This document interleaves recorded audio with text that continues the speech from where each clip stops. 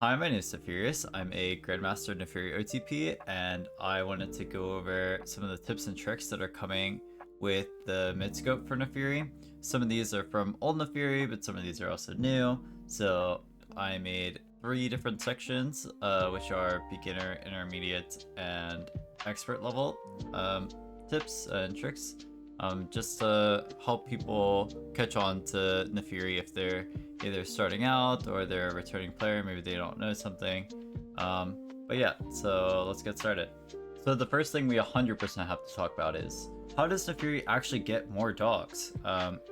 They changed it with the mid-scope so that now when you go from levels 1 to level 8, you still have your 2 passive dogs, but now you can press your W instead of having to press your Alt to get the additional 2 dogs. So I'll put the 2 graphs on screen of so that it makes more sense while I'm actually talking about it. But from levels 1 through 5, you can actually have more dogs than you did before. You can have up to 4 dogs now instead of just 2. And then at level 6, you have the same amount of dogs at 4 if you ult, but now it's if you W, which is really interesting. And then from levels 6 through 8, it's the same. And at level 9, you would level up, and it's the same for live Naafiri as it is for this mid-scope Naafiri, that at level 9 you get your first additional dog. So you'll both be at 5 at that point maximum.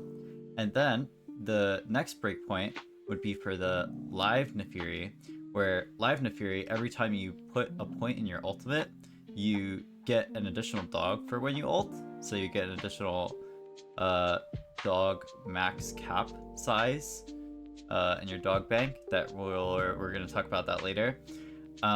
So at level 11, you'd be able to have 6, but now at level 12 for this version of Naafiri, you can have a 4th dog passively, which is the important part. So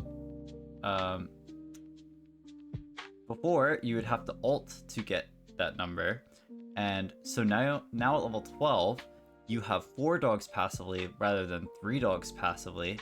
And then at level 15, which I'm at right now, I have 5 dogs passively, and this is very strong. This is an insanely strong improvement, because it means that you actually don't have to ult just to have more of your dog damage, and your dogs actually are a very big part of your kit. It's important to block skill shots, it's important to actually do damage. I'd say dogs, for every dog that you have, you do around 5 to 6% more damage based on how many dogs you have. So if you have 1 extra dog, you get like 5 to 6. If you have 5 extra dogs, you get like 30%, let's say. 30% more damage throughout your entire combo. So it's really important to have your dogs. But now that it's tied to your passive and not your ult, you can walk around and have these 5 dogs with you the entire time, which is so strong. It's very, very, very strong. So yeah, I just wanted to go over that, and we'll go on to the next point. So another nice little beginner tip for Naafiri is that your dogs actually have a Sheen proc tied to them. So you can see here, when I use an ability in the upper left-hand corner right here, you can see how it has that number, Prey Dive. Prey Dive is tied to your passive, and it says it right there in that line. It says increase to 15 after she uses an ability. So that number gets tied to all of your dogs. So all of your dogs get this passive after you use an ability. So you can notice it quite easily once you use an ability in laning phase. So you'll see here, it goes from, I think that was 14. I think it was 14, and then it went to 12. So the dog's first auto attack will always be stronger than the rest of them. So it goes from 16 to 12. But the other big thing that you can do with this is, I'll put the clip on screen, is that when you're walking up to take towers, what you can do if you have the mana for it is you can just walk up, go hit the tower, and Q in between your auto attacks, so that your dogs that are also hitting the tower will get the bonus damage onto the tower, so that you can take it just that little bit quicker. And then also, another thing, a part of that is tied to the towers, is that as you're walking away from the tower, instead of immediately walking away when all your minions die, what you can do is you can let your dogs tank the tower as well, and that way you can get a couple extra hits in. And this is really important if you have grubs, so that you get the extra true damage off and you can stack that up on the tower really easily. But yeah, let's move on to the next point. So the next thing I want to talk about is the actual dog mechanic for your dog to actually steal CS sometimes.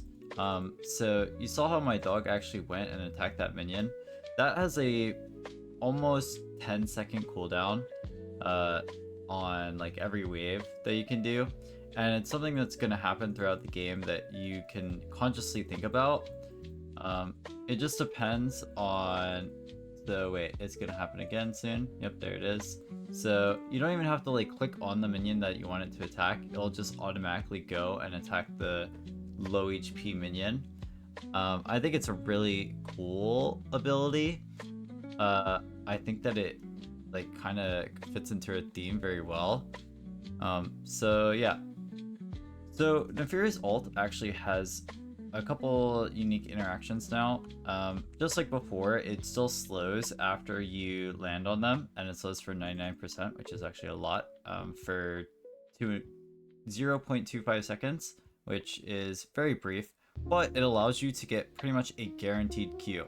So if you ult and then spam Q after, you're gonna get your Q off, and it's gonna be pretty much guaranteed, unless they're literally flashing it. So that's mostly going to be your combo. You're almost always going to want to use your Q1 first so that you guarantee the hit on it, or you can save your ult until you have your Q2 ready, so you can Q and then ult and then Q again, just so you guarantee the second Q, right? But the next part of that is that also when you ult, sometimes you won't have Q, so you want to see what your auto attack looks like. Your auto attack has a completely unique animation as you're using your ult. So you'll see, I'm gonna spam auto. So you see how I like backflipped into the air? That's actually your auto attack animation. So if you try to cancel it, watch. If I use my ult on this guy and I auto attack her, you can see I backflipped, but I auto attacked him, right? It just looked kind of funky the way that I did that, but that can be kind of important because sometimes you don't want to use your auto on the target that you're ulting, and the backflip kind of looks a little bit strange compared to actually auto attacking just regularly, because when you auto attack regularly, you're charging up your bite, right? But for her, she's charging up her kick. So yeah, that's just an important little note to play around your slow and to know how your auto attack animation looks after you ult. So the next little beginner note that I want to go over is how the R actually works now that they changed it. So it's kind of like older Naafiri, where if you get any takedown, it'll reset. So what that means for this version of Naafiri is that you don't have to kill the person that you're ulting in order to get the reset. So the reason that's important is because, let's do our little demonstration here. If we Q through all of them, right? We do our double Q and then ult, and then we send this guy back to base. We ulted their backliner, right? Like this is their backliner, but we still have our ult ready. We have our second ult ready.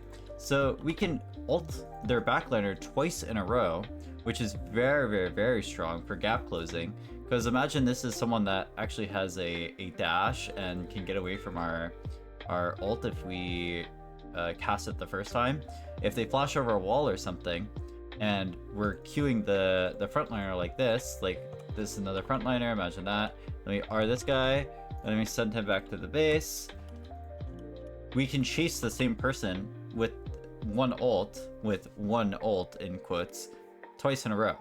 So that will definitely be very important going into the new mid-scope for Naafiri. So you just have to pay a little bit more attention to when you're actually going to get your takedowns in a fight.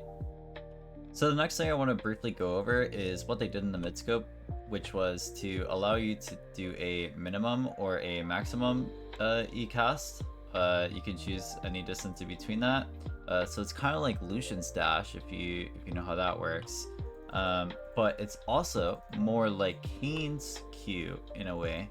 And Kane and Naafiri, if you don't know, they have two separate parts of their E, where the line of you actually dashing does damage, and then the little circle after also does damage. And a lot of people don't know that the line also does damage. So if you want to get the most amount of damage, if I only hit this person with the line and not the circle, it's going to do like 0 damage. It's not going to do like any damage. But if I hit them with both the line and the circle, it's going to do the maximum amount of damage that the spell can do, right? So that's just one thing to keep in mind, is that you don't want to do it too short either.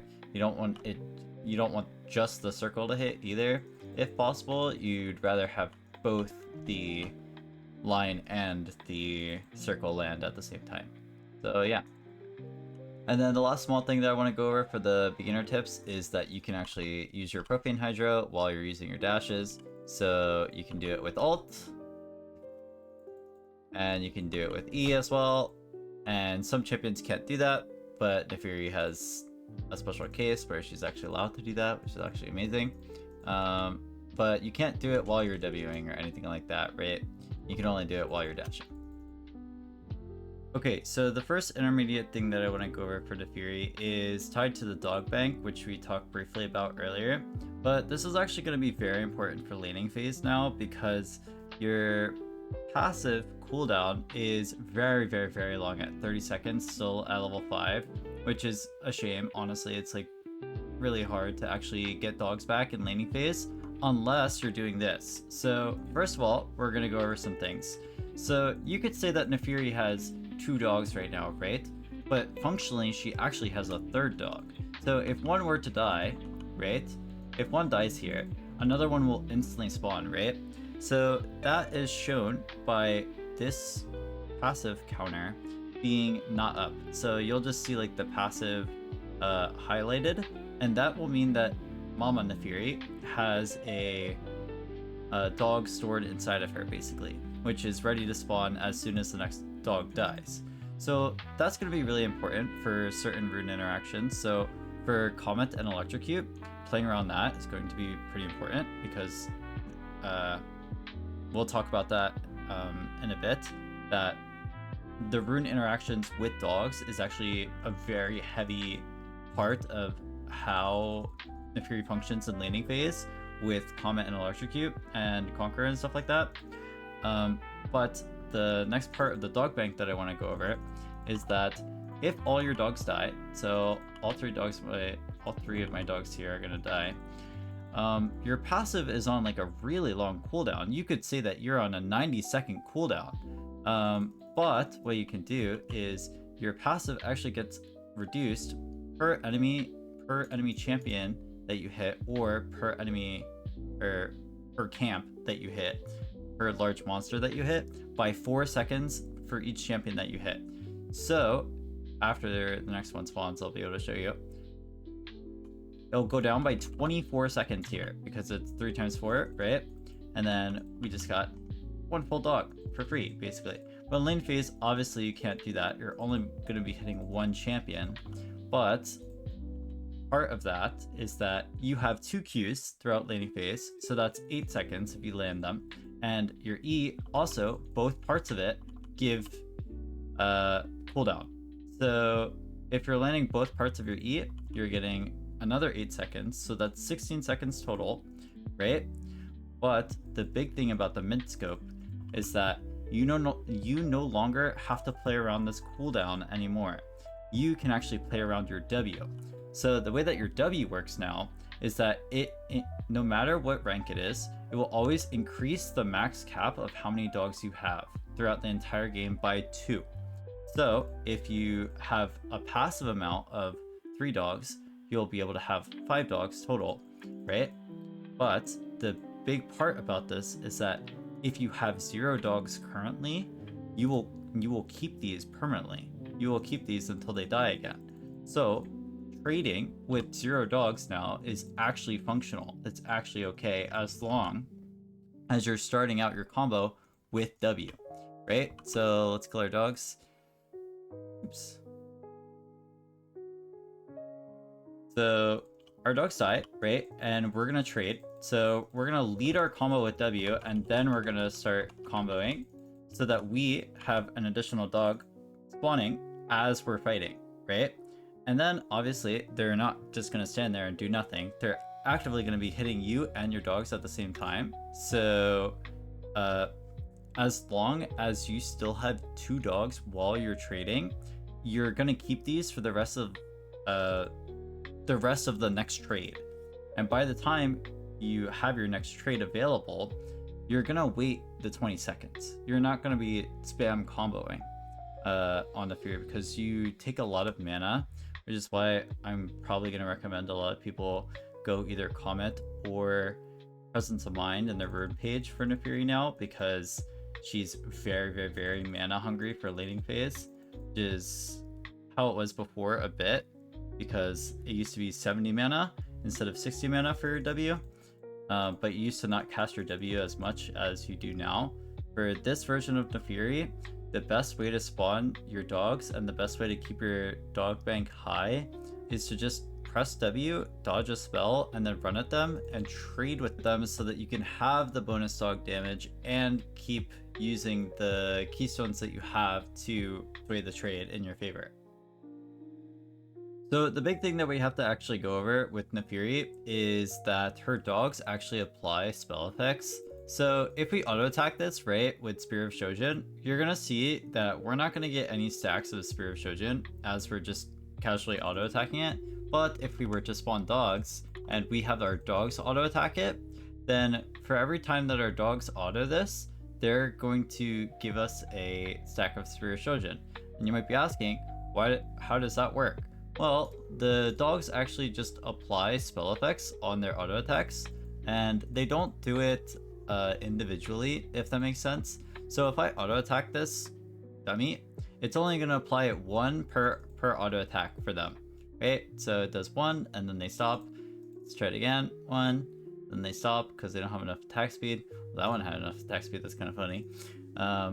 But they remain aggroed onto an enemy for 2 seconds now. It used to be 3 seconds, so I don't really know why they changed it from 3 to 2, because it makes it so that the dogs don't auto attack nearly as much. It's very annoying, actually. But it's just important that we go over this before we get into the next part, which is rune interactions. So because the dogs apply spell effects, we can actually use this to our advantage for Naafiri's rune pages, especially. So there's a lot of things a part of this. One of the biggest things is that Comet is very strong with Naafiri. It's not as good anymore because Electrocute is just so strong, but I think with the mid-scope Naafiri, honestly, it's going to be a very competitive rune to Electrocute because you need to be running mana runes so often just to survive laning phase, with how bad the mana problems are, at least on PvE. So the big part of this, right, is that your Comet cooldown is going to get reduced per dog auto attack, right? So the big thing is you can apply your Comet just by auto attacking, which is actually massive. But the second part of this is that when you're auto attacking, you can see that the Comet cooldown is getting reduced every time I'm auto attacking, because that's when every time the dogs also auto attack, the Comet cooldown is getting reduced. In laning phase, you can actually get multiple Comets off in a single trade as long as you're fitting in auto attacks between your cooldowns. So let's see here, watch. We're gonna start with W, auto attack QE, auto attack Q. So that's 2 Comets off in a single trade, which is pretty doable. I'd say that you might not be able to hit your both parts of your E, but the majority of the time you're going to be getting 2 or 3 autos off in a trade if you're actually getting onto them if they're a melee champ. So going Comet now is going to be much better because in early laning phase you can have up to 4 dogs reducing the cooldown all at the same time, which is a lot better than some of the other rune interactions, I'd say. But we'll talk about them in a second, so let's get on to that. So for Electrocute, it's actually much more simple than Comet. So what you want to be doing in laning phase is you just want to be hitting them with pretty much just double Q. as fast as you can so that it instantly procs electrocute, and then you get the bonus damage off from your Q execute and everything like that. And the way that works is that your first Q does damage, and then your dog does damage, and then your second Q does damage. So that's how you proc the electrocute. Unfortunately, it doesn't work the way that some people think it works, which is if you hit one Q and then your bleed ticks and then your dog attacks, that's when it would proc electrocute. No, that's not how that works. Naafiri's Q is actually just one spell. It's tailored as being the damage on hit, and then it's the damage bleed applied over the 5 seconds is all just one spell, so it doesn't count as multiple, right? The big part about this though is that you can't wait out your second Q with electrocute, because you won't actually proc it if you wait it out too long. So you need to be looking for the quick Q trades like this, just so you can proc it quickly, right? But yeah, that's the main difference between Comet and electrocute.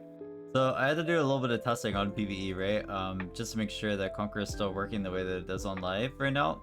But it's pretty much the same, which kind of sucks. So it's going to be good for jungle Naafiri, but it's going to be very bad for lane Naafiri, and I'll show you why. So when you auto attack as Naafiri, right, you're expected to get 2 Conqueror stacks, because you're a melee champion, correct? But when you hit an enemy with a spell, you get an additional 2 Conqueror stacks. So when I auto attack this, right, I'm going to get 4 Conqueror stacks, because my dog applies a spell effect. But did you see how when my dog auto attacked again, it doesn't apply an additional spell effect onto the target dummy, giving me 6 stacks. It only gave me 4. So TLDR, the big thing about this is that Conqueror doesn't allow you, doesn't allow your dogs to apply spell effects more than once every 4 seconds. So basically what that means is that no matter how many dogs you have, so let's say I have 4 dogs like this, and I auto attack once, I'm only gonna get 4 Conqueror stacks, no matter what. Which is strange, but it kind of makes sense, because that would be really freaking broken if it worked like that, right? And you had 4 dogs so that you got 10 Conqueror stacks immediately. But it makes me want to believe that Shojin is actually still bugged. I'm not 100% sure on that, but I guess we'll have to find out. But yeah, so the big part of Conqueror is that you can't get stacks of it faster just because you have more dogs or anything like that. You can only get an additional 2 stacks of Conqueror every 4 seconds from your dogs. So you just got to keep that in mind. I just want to go over 2 special cases for the dog stats that are actually tied to Naafiri and not individualized. So they tweaked the numbers for the dogs on the mid scope. I'll put that on screen in a second.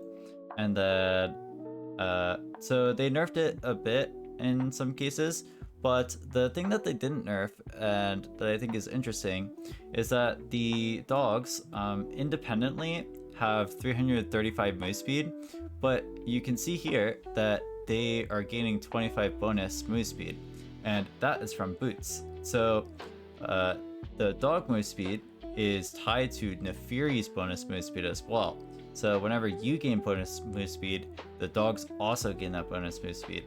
So that's pretty important to note, just so that they are able to catch up to the enemies as they're running away, so that they can keep auto attacking.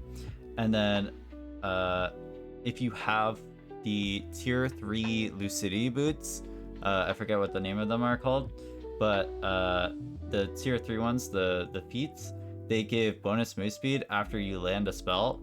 That makes it so that your dogs can continually chase after an enemy just by auto attacking and then gaining the bonus move speed to keep going, right? But the second part of this, actually, that's not individualized, that they haven't touched, is that Naafiri actually gives her dogs the attack speed that she has.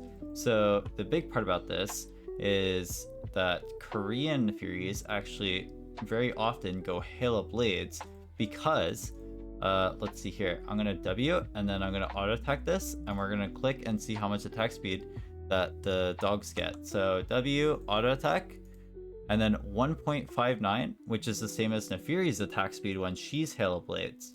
So when we get Halo Blades, our dogs also get Halo Blades, which is why it's so strong for all-ins. That's just one kind of weird rune interaction that doesn't really get as much play as you think it might, at least in NA. But in Korea, they go the Halo Blade setup, and they have Jack of all trades, which I think is actually really cool, because I used to go Jack of all trades a lot. But yeah, so we just got to keep that in mind in regards to the dog's individualized stats, right? So the next big thing that we need to talk about is actually how the Q works with cooldown reduction. So if you look at this ability, right, you can see that at max rank it is 7 seconds. But if we Q once, right, you can see that there's a 4-second timeout window between the second Q. And then as soon as the timeout window ends, that's when we have the 7 seconds start. So this is unlike other champions such as Riven's Q and Aatrox's Q, where they have an internal counter for when they start their first cast, or in Aatrox's cases, he starts his most recent cast. Naafiri's is only when you cast your second Q. So let's see the difference between casting one Q and waiting out the entire duration. It'll be 11 seconds since we cast the first Q. Meanwhile, if we did just like this, if we cast it here and then again immediately, it starts right after we cast the second Q. So the important part of this is the majority of the time when you're laning phase, you'll want to get the second Q out quickly, even if it doesn't have the bonus damage from them being lower, because you get the cooldown back faster. You'll have more pressure by having the cooldown back faster. You won't have to wait the extra 4 seconds. And the other part of this is that if you're looking in a team fight and you're going to use your full combo, but you're not going to use your second Q because they're already dead, you should use your second Q anyway. Doesn't matter where it goes. It doesn't matter if you're not going to use it anywhere. You should just automatically use your second Q if you have it available, because you don't want to have to wait the additional 4 seconds for your next Q rotation, if that makes sense.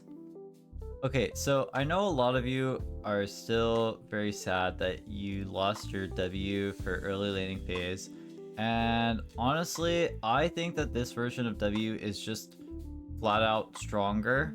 I just really think that this version of W is just flat out stronger in laning phase. It might be weaker for skirmishes, yes, that might be true, but this version of W is less mana, because it used to be 70 mana for your W, right, for the gap closer, and the gap closer was so small pre-6 when you got the first ult point, so that your W range got increased. It felt like a worthless spell in a lot of matchups. Now your W feels like it has outplay potential. So the big things that you want to be doing with your W is you want to be initiating a trade with them once they waste a spell. So either you're playing against someone and you can walk up and make them waste a spell, and then press W as they waste their spell so that you can cancel it, and then you can trade with them after. Or you can just use your W to initiate it and then fight them after. And obviously this is going to depend on what champion you're playing against, 100%. I'll probably make a matchup tier list sometime in the future. We'll have to see once I get more games in. We'll see how that goes. But I can really tell you that your W is mostly going to be used way more often as your major trading tool, and it's going to be the best way for you to actually keep dogs up for the entire laning phase, because like I said before, for your dog bank, once your 2 other dogs die, right, once these dogs die, you have no more dogs, so you're on a very long cooldown, and your only way to get the dogs back are by hitting spells. Or you could just press W, and now you keep these dogs until they die again. So you can trade while you have the bonus AD and while you have the move speed, and you can refresh your cooldown really easily. So that's the best way, is to use your W in laning phase. And that is our last intermediate tip for Naafiri.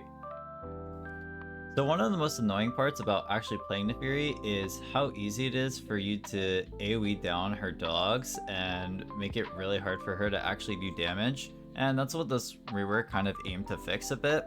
But you still have to play around it a lot as the Naafiri player to make sure that your dogs aren't getting one-shot. I would put this in the expert category because of how much attention you actually have to pay attention to your dogs and not necessarily your character per se.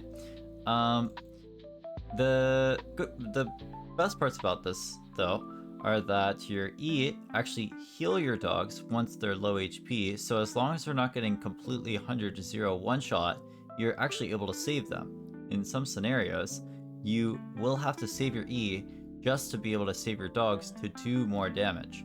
So I have a scenario that I pulled up, which is me versus a Rise, where I'm chasing down a Rise. I'll play the clip now. And during my chase versus Rise, he EQs the dogs, and I have to E after his EQ. That way I can save them when they're all very low HP, so that his next EQ doesn't completely wipe my entire pack, right? So you have to be consciously thinking about what you can do versus certain champions. Like, one of the harder champions to play against, at least for bot lane, is Tristana, because if Tristana gets her bomb on you, you have basically no way of making it so that your dogs don't also immediately explode. Same thing with Zillion a bit, but the ways that you interact with them are you can not just make your dogs heal, but you can also use your W and your ult now to make your dogs untargetable and make it so that your dogs actually don't take damage. So you have to be playing around it in the mindset that your dogs are very, very, very key to your kit, and losing the majority of your damage just off of the random AoE spells, you need to make sure that you're healing them. And especially in laning phase too, if you're able to, you don't want to waste too much mana. If you're able to save two dogs at the same time after you Q them, you should E it. You should E away it so that you heal your dogs, and then you make them not be able to get the gold for killing them. And a lot of champions are going to go overgrowth when you're playing mid, so you're denying 2 overgrowth stacks as well. It's just very important to deny them taking your core strength out of your kit. So you want to be playing around your dogs as much as you can and saving them as much as you can. So Naafiri dog manipulation actually has multiple different facets to it that let you play laning phase unlike any other champion. So you're able to exploit certain weaknesses versus some champions on the roster that other champions literally can't at all, because they don't have the same capabilities that Naafiri does, right? So one of the big things that I see from lower elo Naafiris is that they don't know how to play around their dogs properly in laning phase, and they like to waste their dogs really often. You want to try to save your dogs, because your dogs are very, very, very essential to how you actually want to play laning phase. So imagine we're playing against someone that has a skill shot that we want to try to block, right? A lot of Naafiri players will just kind of like walk in between their minions and whatever, and then as soon as they walk up, as soon as the enemy walks up, we're gonna double Q, wow, and then we did some damage. But we're gonna lose our dogs by doing that, and then secondly, we're probably gonna also take damage by doing that, because we're opening ourselves up just like this to actually be hit by a skill shot, right? You don't want to be walking vertically at your opponents. You pretty much never want to be doing that in laning phase when you don't have to. What you want to be doing is you want to be walking horizontally. So the big advantage to walking horizontally is that you will always have a bodyguard as long as you have 2 dogs.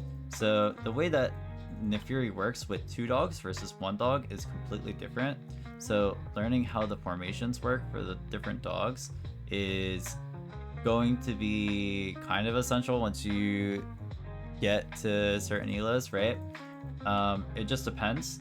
Playing with 2 dogs versus 1 dog means that you can actually permanently have a bodyguard between you and the enemy, and then you can actually inch your way a bit closer before you actually look for any damage, because you have something to block for you. And if they cast their skill shot, you can always just hide behind your dog all the time. It doesn't really matter that you're like moving back and forth if you're able to dodge a skill shot. And now that you have your W for laning phase, now you're able to actually, if they go past your dog or you don't want to lose your dog, you can just press your W to cancel it and then trade with them. So this is part of the dog manipulation kind of thing, but the next thing that we have to think about is how the formations actually work. So we're gonna kill off 2 of our dogs, and you're gonna see that our 1 dog is always going to be on the left side, right? Our 1 dog is always going to follow us on the left side no matter what. It doesn't matter if we turn. So if I turn this way, come on, if I turn this way, he's gonna walk on over to my left side no matter what. If I come over here, he'll like kind of wanna, I'll do like a circle around him a bit, kind of funny. But if I do it like this, he'll just try to walk away from me, right? So it's easier to do when you don't have many dogs, but once you start getting multiple dogs, so at level 9, let's go to level 9, when you have your level 9 dog and you have this dog will always spawn behind you as well, so you can see this, and this dog is your power spike. Your level 9 is actually your massive power spike because 1, you have Q completely maxed out, and then 2, you have this dog that spawns behind you, which gives you an actual protector for a lot of different skill shots like Blitzcrank, Nautilus Hook, Thresh Hook, all the different kinds of hooks. You can use this dog to block for you now very easily. You can just walk back and forth and then have this dog block it for you, like very, very, very easily. It's so nice. And then the other thing that's on top of that too is I might have to slow this down in the replay, but if I E, the dog will always spawn in front of me there. I'm not sure if you can see it properly, but from level 9 onwards, when you have 3 dogs or more, I should say, now that they changed it so that your W can give you the 2 additional dogs, so you can get it earlier. Now that you have more than 2 dogs and you have your 3rd dog, your 1 dog that you E forward with will always spawn in front of you. And then once you have your 4th dog, which is at level 12, or in early laning phase when you press your W, this dog will spawn kind of in a square pattern where 1 will spawn in front of you and 1 will spawn behind you, and then you'll have 2 to the left and the right. So let's see how that looks. And then obviously afterwards, they always want to try to move to back to being behind you. But you don't necessarily have to do that. You don't have to let them move instantaneously. So the big thing that you're going to want to do is you're going to want to E and then take 1 little step backwards. 1 little step backwards, that's all you need, so that you build a little bit of space between yourself and the dog so that it has, you can block a skill shot by doing that.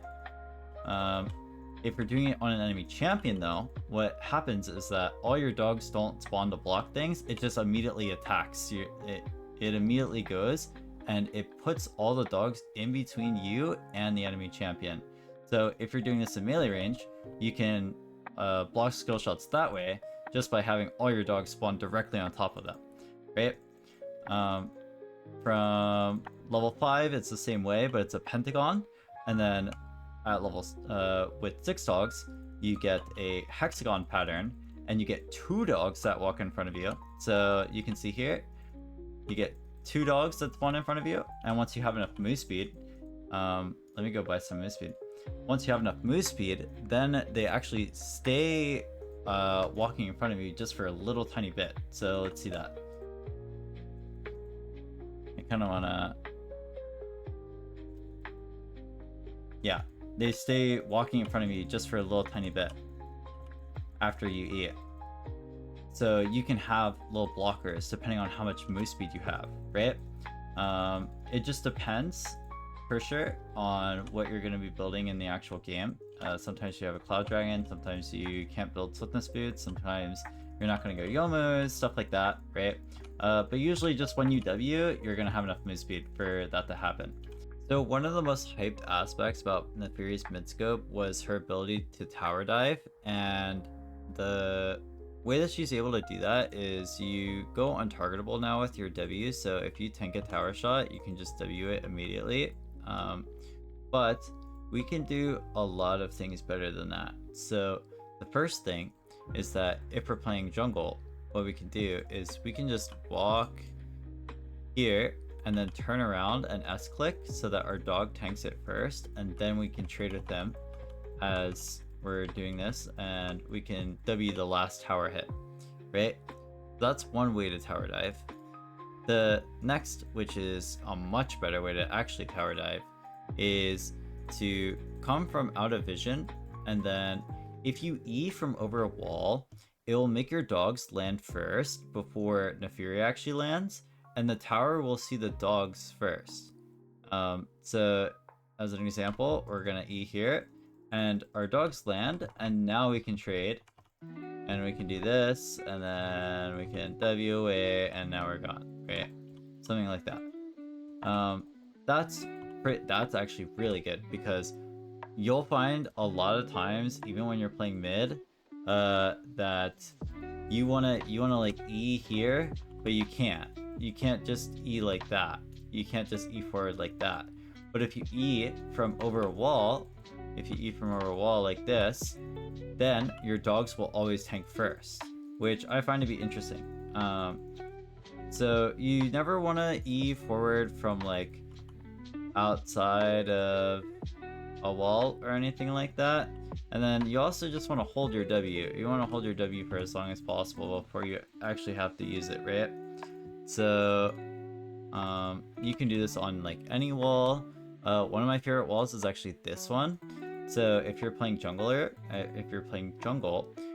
you can E from over this wall and then tower dive the mid laner, because your dogs will always tank first, and then you can just W out the backside and have your rest of the two dogs tank for you.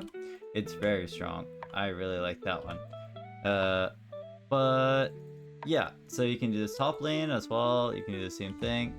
Let's see, let's get our W. If you E from over the wall, it'll guarantee you to always have your dogs tank first, and then you can W out if you need to. But yeah, just getting used to doing this as well is also just going to be important. Just getting used to walking up to the tower range and then turning around and then pressing S so that your dogs actually walk first is something that you can do. But doing it from over walls is just really convenient, really easy to do, and really easy to remember. So that's the best way to tower dive for Naafiri.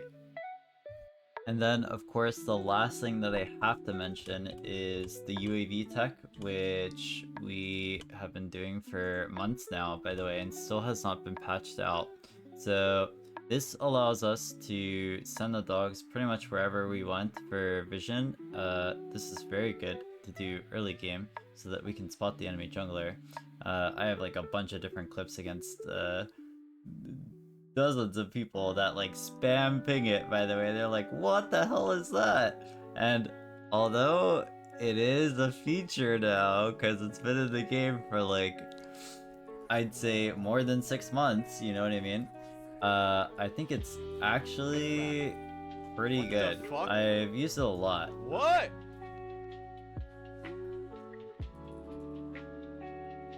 Bro, he sent his dogs to the... Oh shit, he wasn't kidding. How the fuck did he do that? He's doing it again! What is it? Bro, wait, he's actually playing it doggy style. What the fuck is he doing? How is he doing that? He's moving them! It's Call of Duty UAV. He's vision cheating? He sends the dogs in? Wait, what? Is there some exploitable bug on Naafiri? What the fuck? It's like StarCraft. He's microing his units. He's microing the Zerglings. He's feeding my laner. And the way that we do this is just by pointing in the direction that we want our dogs to be at. So we click there, and then we click on Naafiri, on Naafiri's like back, kind of, or Naafiri's butt if you want to. You just have her like basically stand still on herself, and then the dogs go, and you can walk if you want to. You can walk if you want to go say hi to the dogs, but yeah. So this scouts the enemy's position. It's pretty freaking insane, honestly. I hope they don't take it out of the game because I think it's such a good feature. I've seen so many comments of people saying, oh my god, they need to make this an actual feature, and I completely agree. So yeah, I hope that was a good kind of tips and tricks video. I know it's kind of long. I kind of yapped for a lot of the different parts, but I didn't really know if I should have done a more complex version or a more simplified version. You guys can let me know. And yeah, I'll see you guys next time.